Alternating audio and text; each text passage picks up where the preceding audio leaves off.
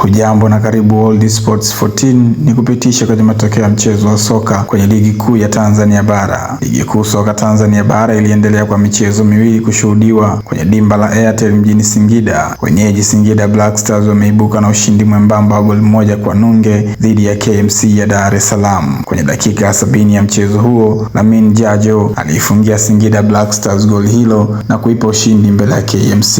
Na huko jijini Mwanza katika mchezo wa pili, Young Africans imefanikiwa kuibuka na ushindi mnono ikiwa ugenini dhidi ya klabu ya Pamba Jiji kwenye nyasi za uwanja wa CCM Kirumba. Mudathir Yahya aliwafungia wananchi magoli mawili kunako dakika ya 9 na 34 na kisha Max Mpia Zengeli akahitimisha kalamu ya magoli kwa kufunga goli la 3 katika mchezo huo. Hadi dakika 90 za mchezo huo zinamalizika uwanjani hapo, Yanga 3 wenyeji Pamba Jiji 0. Kwa matokeo haya, klabu ya Yanga imezidi kujichimbia kileleni mwa NBC Premier League kwa kujikusanyia alama 44 katika michezo 18 iliyocheza. Klabu ya Pamba inashika nafasi ya 6 ikiwa na alama 26 kwa michezo 18, huku Singida Black Stars ikiwa na michezo 18 kwenye nafasi ya 5 kwa alama 28, na KMC ikishika mkia katika ligi hiyo kwa alama 8 ilizovuna katika michezo 18. Ni hayo tu kwa sasa. Kwa habari zaidi za michezo, tafadhali endelea kufuatilia World Sports 14. Kwa heri.